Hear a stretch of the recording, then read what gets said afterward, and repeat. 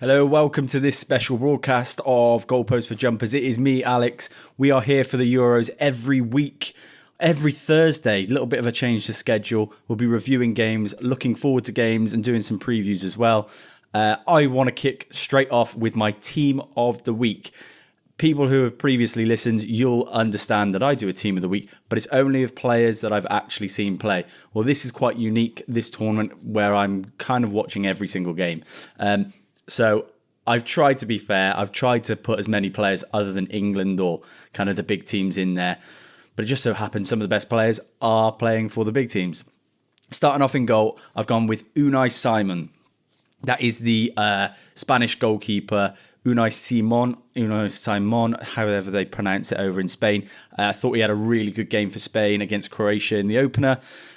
Made a big save for the penalty as well. And obviously, I think Spain, probably one of those big nations without a top level goalkeeper. Well, I think Unai Simon gave a really good account for himself and obviously not playing for a massive side. But big save from the penalty, because you felt like Croatia, if they had got that goal back, they might have done something. They might have mounted a comeback. So yeah, really crucial save. Thought he was the best goalkeeper this week.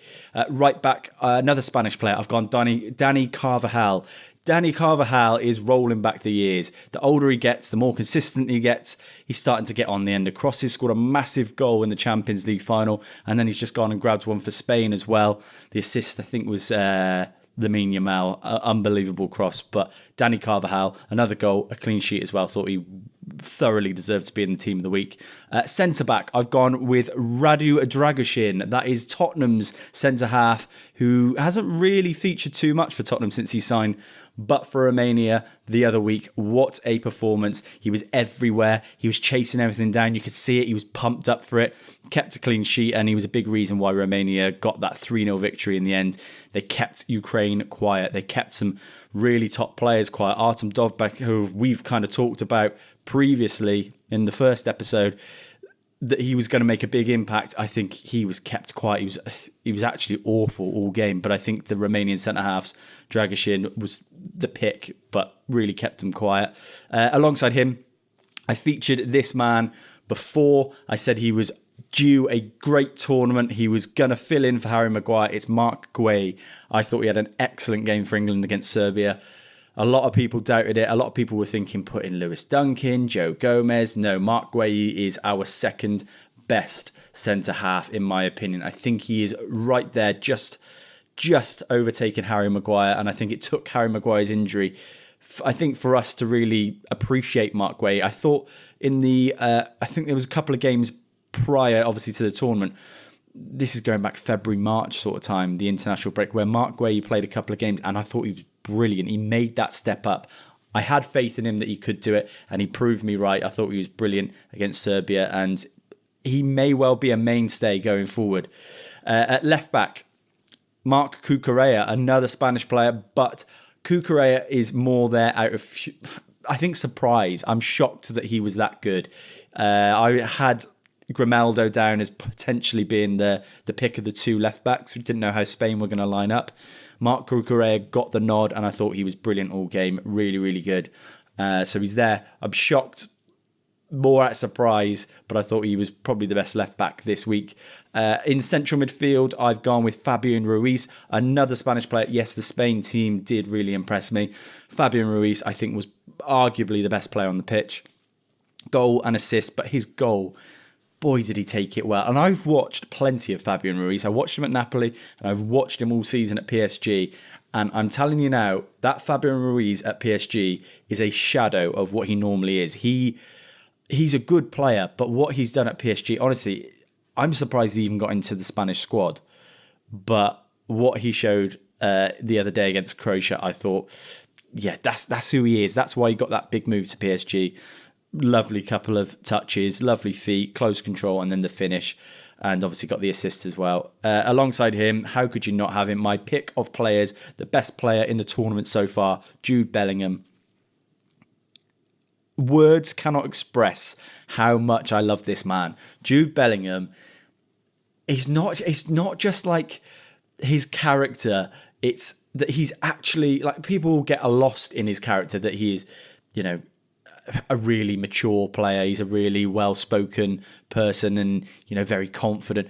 And I think that can take away from sometimes the ability that he actually has on the ball in terms of his technical ability, passing ranges, that half volley. I think it was a sidewinder volley that he did to Kyle Walker across the pitch. Just his feet in tight situations, dribbling out, unbelievable. I think player of the tournament so far. Another contender, though, I would say in central midfield is Jamal Musiala. He's in there for me in my team of the week as well. Musiala absolutely ripped it up. And it just makes you feel, as an England fan, how gutted are you that he's not playing in this England side. He was there all the way, I think, up to, was it the under-21s? And that's when he went over to Germany and pledged his allegiance to Germany. Imagine that midfield, Musiala, Bellingham and Rice. Would have been unstoppable. But I think, as far as a dribbler goes, I think he's probably the best dribbler in the world. It's funny how many people you see and you notice only watch the Premier League, because this guy should be being spoken about every single week. The performances for Bayern, I watch plenty of German football. I know a lot of my mates do as well. We've all been raving about Jamal Musiala for a long time. Now he's obviously playing in front of everyone and everyone's watching. The people who are obsessed with the Premier League and don't watch outside of that, everyone's going, wow, what a player. Where's he been hiding? Well, he's been there all along. And this is exactly what Jamal Musiala is all about. Tight, close controller, similar to Bellingham, but the finish the other night was fantastic. I thought he was arguably the best player on the pitch. It was a tight one between him and Gundogan, but I've gone with Musiala in my team of the week. On the right wing, I've gone with Lamine Yamal. 16 years old. How? How is he? How? It's like watching Riyad Mahrez in early 2017, 2016. It's frightening how good he can be. He's got the potential, and I think providing Barcelona treat him right and do the right thing like they did with Messi, they could have another absolute top player on their hands. I think he's already there. He's playing for Spain and he's one of the first names on the team sheet. Probably their most creative player. I did do a little feature on him last week in the preview. I thought this was going to be the tournament. He's going to light it up. I thought he was brilliant for Spain. We're just waiting on that goal. He was unlucky not to score in that game as well, but did get the assist for the Carvajal goal. Left wing. This is a guy who is lighting up and will continue to light up the tournament. Arda Güler. I said it in my preview. I said, this guy is absolutely unbelievable. He's my dark horse. He's my one that I'm going one to watch. And I wanted to do a little feature, a little bit more on him. So I did. The Arda Güler goal the other day, I put it on TikTok. I put my little spiel on TikTok and started getting some traction. And then I got a notification from TikTok saying that my account I'm that close to being banned. Again, we've just lost 3,500 followers and a year's worth of work. I put a video up. I took it from TikTok, which is ridiculous. And then UEFA put a complaint in and got the video removed. And now I'm right close to a ban again after all this time. But it was worth it just to put Arda Güler's goal in there. I've changed the video now. If you want to see it, it's on the TikTok page. Goalposts Alex. Arda Güler, what a player. Everything about him is just quality. 19 years old. Only played 10 games for Real Madrid last season. Got 6 goals for them in the league. I think it's going to be difficult for him because I think this is going to be a breakout tournament for him. This is where he's really going to put his name in lights and people are going to go, wow, look at this player. But then next season, he's got to go in and try and fight for a place in a front line of Mbappe, Endrick, Rodrigo, Vinicius Jr. That's not even to mention, if Jude Bellingham plays a little bit further forward, it's going to be really tough for him to nail down a position. They might spread it between Güler and Rodrigo, but then there's other players as well that have been there for a while. I think Lucas Vazquez has been there for a long time. Obviously, he plays further back and forward. There's a lot of competition. And for a player that young, 19 years old, he's going to have to have a bit of heart. He's going to have to have a bit of patience, stick with it and trust his ability because he can go as far as he wants. He's unbelievable. And then finishing off team of the week in the centre forward position, striker position, Alvaro Morata. I'm putting him there because Morata has got probably dog's abuse for his entire career. Nobody's ever been able to work out how he's getting these massive moves, how he plays for all these top clubs, Real Madrid, Juventus, Chelsea. but he still keeps scoring. He is a very consistent player. He might not be consistently great, but he does get sort of double figures, 10 to 20 goals every season. I was looking at the statistics earlier in the season, and anyone who's watched and followed the show, you'll have noted that I was following Alvaro Morata's best ever league total throughout the season, thinking, can he get it finally, even though he's kind of arguably past his peak? Well, he got it. Well, he equaled it. 15 goals. He's never scored more than 15 goals in a league season. And this is a player who's played for all these top clubs. You know, he's been Spain's probably consistent number 9 pick since Fernando Torres left, probably. But yeah, gets loads of abuse. Think he's an underrated player in a weird way. I think he deserved his goal. Thought all-round performance. I think his 60, 70 minutes he stayed on was really good. And obviously to get that opener was massive for him. He always seems to turn up in tournaments and grab a goal as well. So yeah, fair play to Morata. Right, let's move on. Let's talk about England.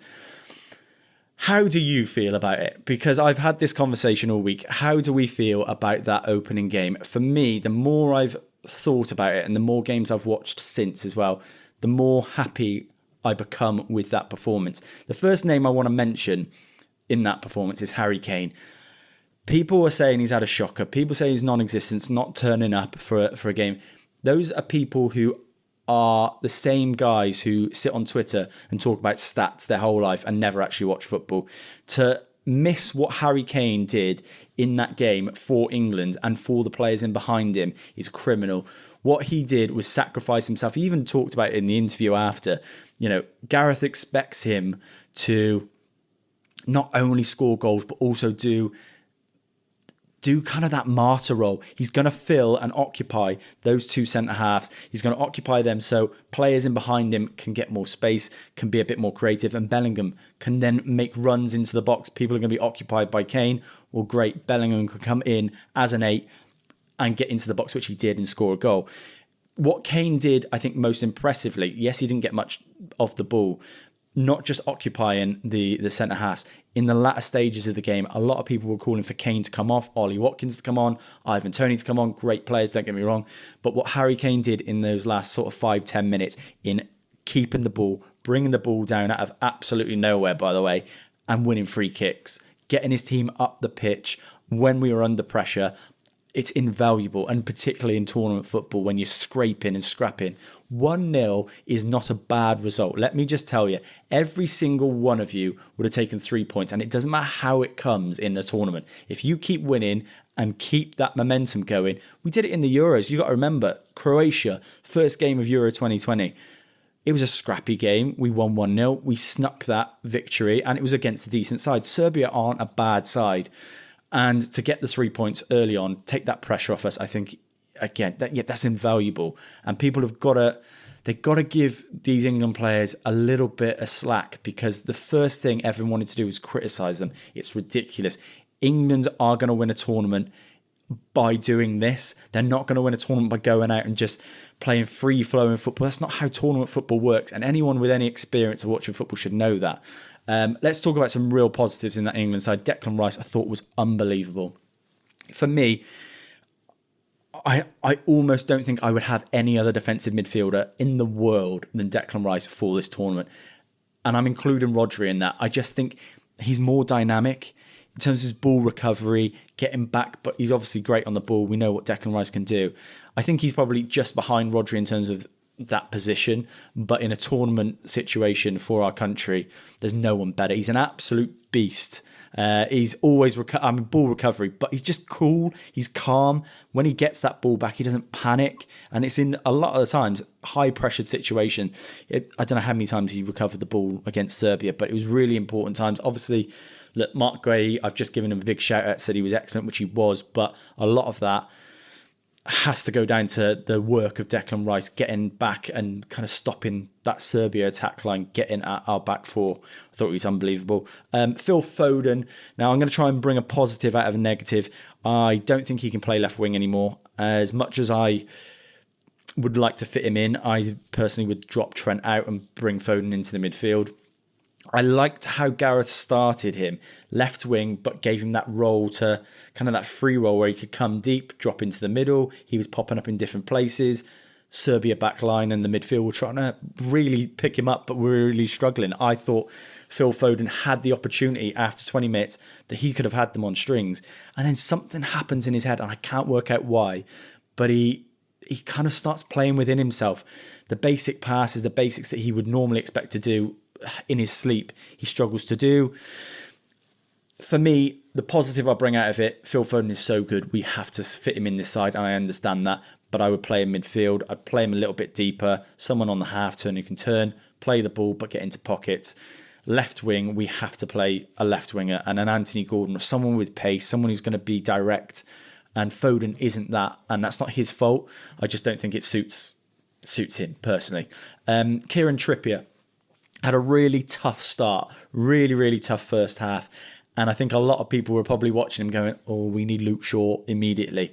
Second half, I thought Trippier stepped up and I thought he was really good. He grew into the game. He was a lot more solid, a lot more... I think he was a lot less wasteful with the ball. He used the ball really well. Him and Foden, I think, defensively were quite good down that side. And that is a positive. I thought, yeah, decent second half. Struggled in the first half, but mentality came through. Jordan Pickford, talking about mentality, the energy, the confidence. I absolutely love Jordan Pickford. I think he's such an underrated goalkeeper. And to watch him on the big stage, international stage, show that I think, for me, I think he is the best international goalkeeper of the last 8 years. I think the only other one that I can imagine would get close, you could argue Donnarumma, but that's one tournament. You could argue, Emi Martinez winning the World Cup, granted, but again, that's one tournament. Pickford's done it in the 2018 World Cup, the 2020 European Championships, the 2022, he was brilliant for us in the World Cup previously, and now another brilliant performance. I think people have got to start giving Pickford a lot more credit. Important saves, he's got that passion, that energy, he's pumping up the crowd before the game, I love that, but he's brilliant with his feet, and that's what Gareth Southgate needs. He needs a goalkeeper who can play out from the back.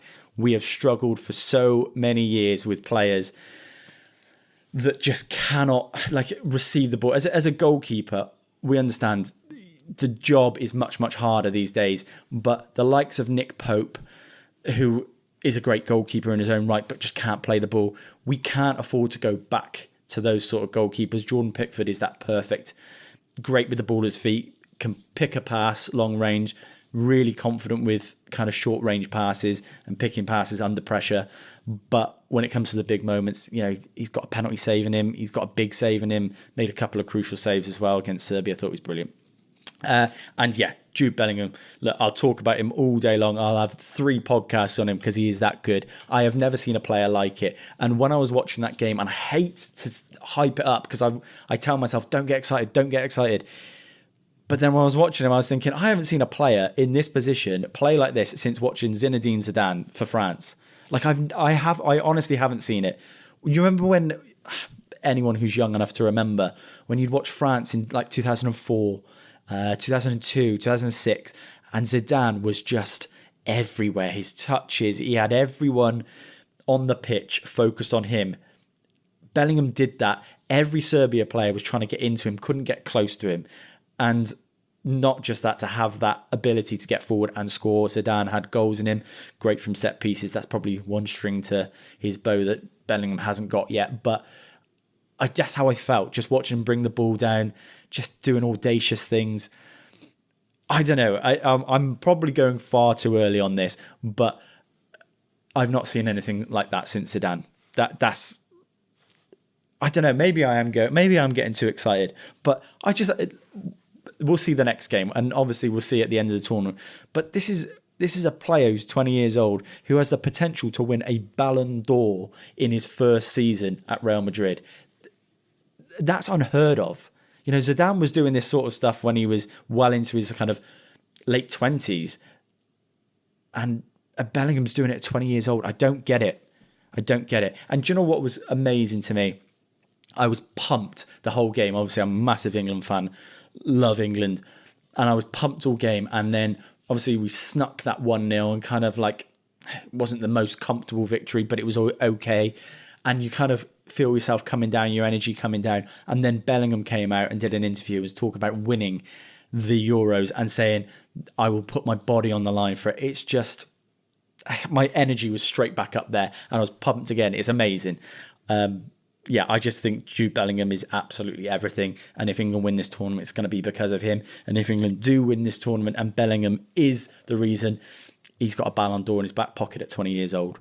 Right, let's do a week one summary. At the start, the first episode last week, I said who I predicted was going to be top goal scorer, tournament winner, things like that. I'll go through my initial picks and I will try and be as balanced as I can and try and hold firm in my initial picks. But I'm also going to give you some options who I think could potentially down the line, become the player of the tournament, the team of the tournament, etc. So for top goal scorer, I said Cristiano Ronaldo. Ronaldo's got loads of criticism for his performance the other night against Czech Republic. And I cannot understand why. Well, actually, saying that, I can understand why. People are so tribal about this Messi-Ronaldo debate. It's ridiculous because we've ended up with a situation where like millions of people actually think Ronaldo's a bad player somehow because there's such Messi fanboys, and vice versa, where they actually think Messi's a bad player because they're obsessed with Ronaldo. Grow up. They're both unbelievable players, the two best players to ever play the game. Yes, we can have the debate who's been the best, whatever. But Ronaldo's performance the other night wasn't bad just because he didn't score. Again, it's people obsessed with stats. They're the same people who criticised Kane for his performance, and now they're criticising Ronaldo for his performance. Yes, he was a different kind of form of what we're used to in terms of watching him in Europe.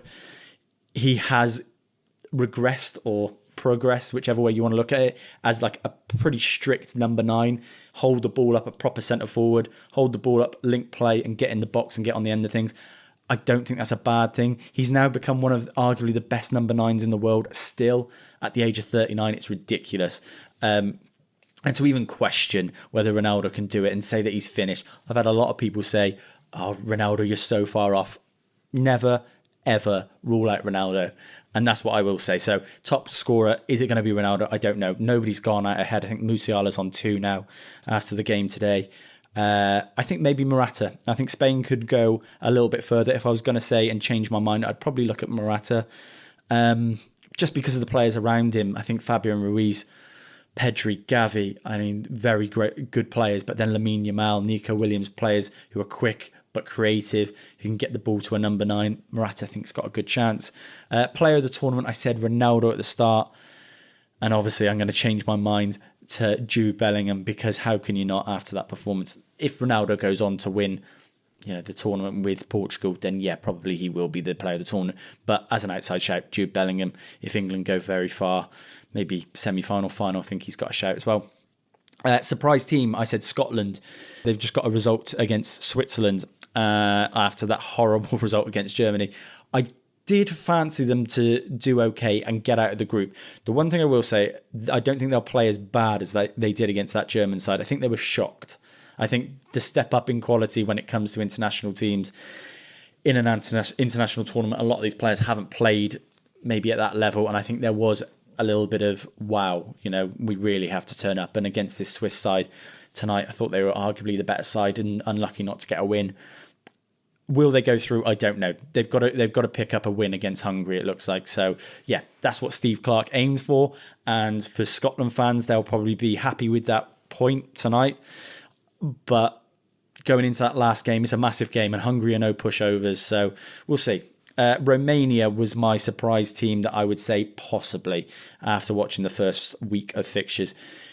That win was unbelievable. And watching the team, how they played together. And I'm not talking about quality because, there was a couple of odd goals that, one went arguably Lunin should have saved, but the other one was top draw. I just think when you see a team galvanised, it's really hard with the fight they've got. And there's some decent players, don't get me wrong, in that Romanian side, but with the fight they've got, I think they could do something. So if I was going to say surprise team after week 1, yeah, Romania could just about get out. Surprise player, I said Artem Dovbyk. And I'll tell you what, so far I'm going to stick with that because he was shocking. And I really fancied Arsene Dovbyk to come in and make a name for himself in front of everyone. Obviously, he's done it in La Liga this season. But I was really shocked at how bad he was against Romania. Perfect opportunity for him to pick up some goals, but just almost non-existent all game. He managed to stay on for the 90 minutes whilst players around him came off. Yarmolenko came on and he was still up there, number 9, and didn't really do anything. On the flip side, Fabian Ruiz, who I would have said to you, I don't know what he's doing in that Spain squad, did the opposite. And now he's kind of like, wow, I was blown away by his performance. So if I'm going to say surprise player, maybe Fabian Ruiz, you never know. Breakout player, I said Højlund. I kind of hoped for Højlund that he would get a goal in the first game against Slovenia. He still might score a couple more goals. Hopefully he doesn't against England when we play them. But so if I said a breakout player right now, I'd probably switch it to Arda Güler, because that performance was just stunning and it was exactly what I expected of him. But did I think he was going to do it in the first game? I don't know. Arda Güler, wow. Finalists, I said Germany and Portugal. I'm going to stick with that. I think Germany have been really solid. Again, home nation. I think they'll go all the way. Portugal, I mean, they're my eventual winners. That's who I picked. I'll stick with Portugal just because the inevitable, it felt like the inevitable in that game against Czech Republic. You just kind of knew they were going to get a winner. I thought it would come from Ronaldo. It came from Conceição, the former Portugal international. Was it Francisco Conceição? Whatever his first name is. Got the winner. It felt like it was coming, whether it was Jota got it disallowed or anyone else. Portugal seem to, they just have this knack and they do it in tournaments. They've got a bit of nastiness, but they've got quality all over the pitch. And I think still, to me, the best squad in the Euros, arguably France, arguably England. I think Portugal just got quality everywhere. So I'll stick with them. Right, guys, thanks for joining me once again. I'll be back next Thursday. Make sure you stay tuned for it. If you haven't already subscribed to the podcast, please do. If you haven't liked this video and you're on YouTube, please do. Really, really, really appreciate it. It does wonders for us. Even if 10 of you watch and 10 of you like it, then we really appreciate it. If you haven't followed us on our TikTok page, my TikTok page is Goalpost Alex. We are growing slowly and trying to get our followers back. If you go to Goalpost TV, we're on there as well. And if you go to our Instagram, we are on there. And we have had no strikes on Instagram, so that one's pretty solid, I think, at the moment. That's Goalpost TV as well. Thanks for joining me. Have a great week. Enjoy the Euros.